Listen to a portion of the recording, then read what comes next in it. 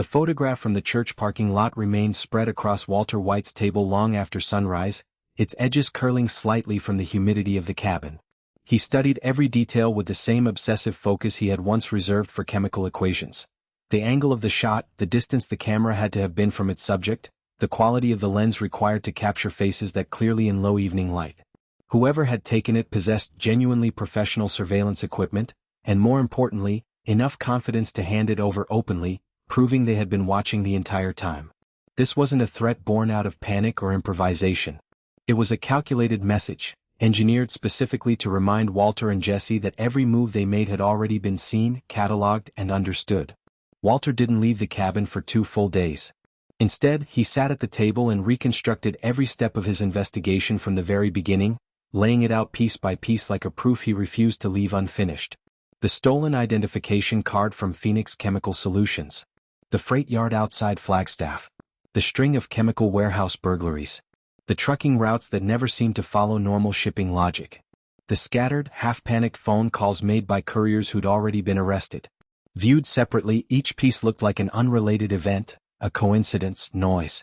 Viewed together, spread across his wall of red string, they formed something else entirely. A disciplined, tightly run supply chain, nothing like the loose, violent structure of a traditional cartel. Whoever controlled Phoenix understood logistics every bit as well as they understood chemistry, and that particular combination made them far more dangerous than Jack Welker's gang had ever managed to be. Across the state, Jesse couldn't shake the encounter outside the recovery meeting no matter how hard he tried. Part of him wanted badly to believe Walter had manipulated him all over again. It would have been so much easier that way. But something about it felt different this time. Walt hadn't asked him to cook. He hadn't dangled money in front of him. He hadn't promised power or protection or any of the old temptations.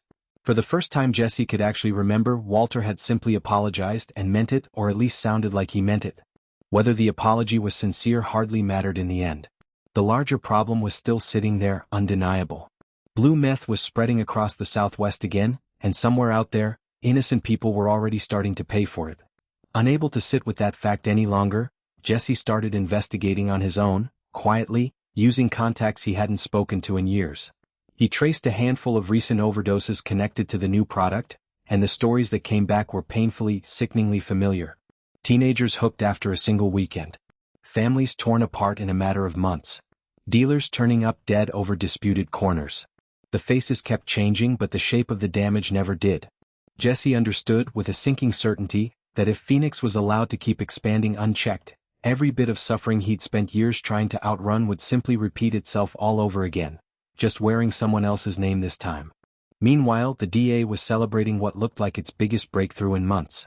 Agents intercepted one of Phoenix's transport trucks near the New Mexico border after an anonymous tip came in, and the raid turned up hundreds of pounds of industrial chemicals along with a full set of laboratory equipment hidden beneath a layer of legitimate cargo. News outlets ran the story within the hour, declaring that federal investigators had just dealt a devastating blow to the organization behind the new blue meth flooding the region. Walter knew better the moment he saw the photographs on the news. Studying the images released to the press, he immediately spotted the inconsistencies. The equipment was functional, sure, but outdated, the kind of gear you'd replace without a second thought. The chemicals seized were common enough to restock within days. And more importantly, nothing in that truck actually connected to real meth production. No finished product. No laboratory records. No financial paperwork of any kind. It didn't look like a critical supply convoy at all. It looked like a carefully staged sacrifice, offered up on purpose. 2 nights later, his suspicion was confirmed in the worst possible way.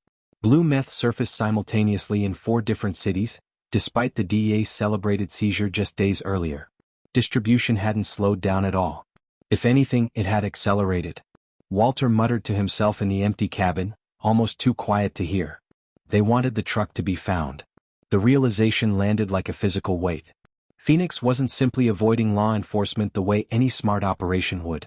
They were actively steering it, controlling exactly where the DA looked next, feeding them just enough success to keep the illusion of progress alive while the real operation kept running, untouched, somewhere else entirely. Jesse arrived at the same conclusion on his own, from a completely different angle, after leaning on a low-level distributor who'd survived a recent arrest. Terrified and clearly exhausted, the kid admitted he'd never once met anyone above his immediate supervisor. Every instruction came through disposable phones that went dead after a single call. Payments moved through legitimate-looking businesses with no obvious tie to narcotics anywhere on paper. The organization had systematically severed every direct link between its street-level workers and whoever actually ran the show.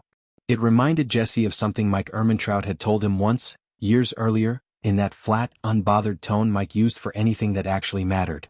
The smartest criminals are the ones nobody ever sees. Realizing they were both chasing the exact same answers from opposite directions, Jesse reluctantly picked up a payphone and dialed the number that had been slipped inside the church envelope. When Walter answered, neither of them bothered pretending there was any trust left between them. "I still don't forgive you," Jesse said flatly before Walter could even finish saying hello. "I know," Walter replied. There was a pause on the line before Jesse continued. "But you're right about one thing. They're smarter than everyone chasing them."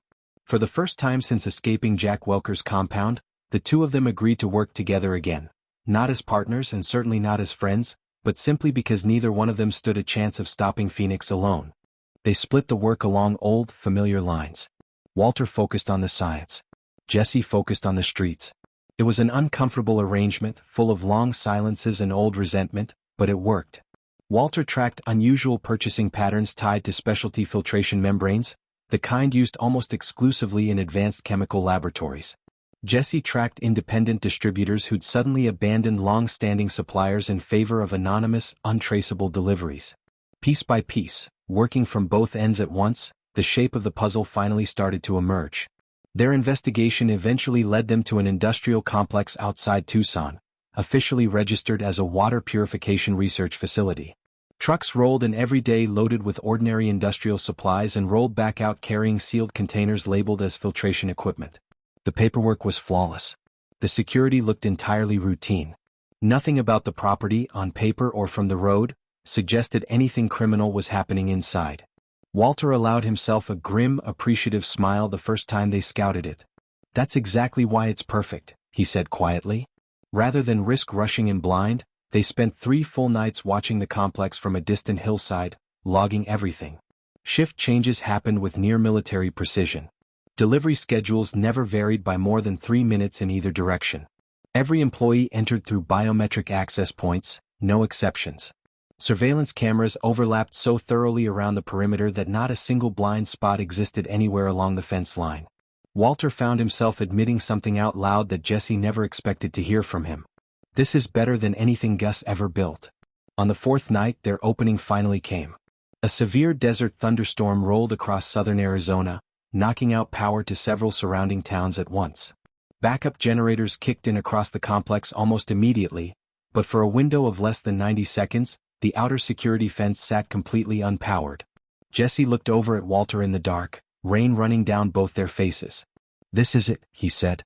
They moved fast, slipping through the darkness and reaching one of the maintenance buildings just before the alarm systems fully resynchronized. They'd expected storage rooms, spare parts, maybe office space. Instead, they found a laboratory. The equipment gleamed under bright white overhead lights, rows of stainless steel reactors stretching the length of the room. Industrial chromatography systems hummed quietly, purifying batch after batch with a precision that bordered on obsessive. Digital monitors along one wall displayed purity readings climbing past 98% in real time. Walter moved silently between the workstations, unable to fully hide the flicker of admiration crossing his face despite everything at stake. Whoever had designed this laboratory knew exactly what they were doing. Then he saw something that stopped him cold. Sitting on a steel table near the back wall was a notebook, pages filled with handwritten corrections to crystallization temperatures, small, precise adjustments in someone else's hand. The notes weren't copied from Gail Boetticher's careful, looping script. They weren't Todd Alquist's clumsy shorthand. They weren't even his own. Someone, somewhere, had independently improved on part of the process. A process Walter had spent years believing represented the absolute ceiling of chemical perfection. He stared down at the equations, genuinely stunned. For the first time in his life, another scientist had surpassed one of his own calculations. Before he could examine the notebook any further, the room suddenly flooded with flashing red emergency light. The storm hadn't knocked out the alarm system at all, it had triggered an automatic security lockdown. Heavy steel doors slammed shut throughout the building in rapid succession, sealing every exit. A calm, synthetic voice echoed down from hidden speakers overhead. "Unauthorized personnel detected." Federal authorities have been notified. Jesse spun toward Walter, panic breaking across his face. This is a trap, he said. Walter shook his head slowly, already piecing together something far worse. No, he said. It's worse than that. They're making it look like we broke in to destroy evidence. Outside, dozens of security personnel began surrounding the building as distant sirens rose steadily louder over the sound of the storm. Phoenix hadn't lured them here to kill them. They intended to leave Walter White and Jesse Pinkman trapped inside an active meth laboratory right as law enforcement descended on the property. If the DA arrived first, every piece of evidence, every surviving witness account, would point to exactly one conclusion: that Heisenberg had returned, and that Jesse Pinkman had gone right back to being his partner. Walter looked out through the laboratory window as red and blue lights began flickering beyond the front gate. Quietly, almost to himself, he said the words Jesse had been dreading ever since that night outside the church. They've turned us into the perfect suspects. Helicopters filled the sky above the facility, their spotlights sweeping across the rain-slicked parking lot. For the second time in his life, Walter White found himself standing inside a meth laboratory with the full weight of the law closing in around him. But this time he hadn't built the empire waiting to be discovered. He had simply walked straight into someone else's.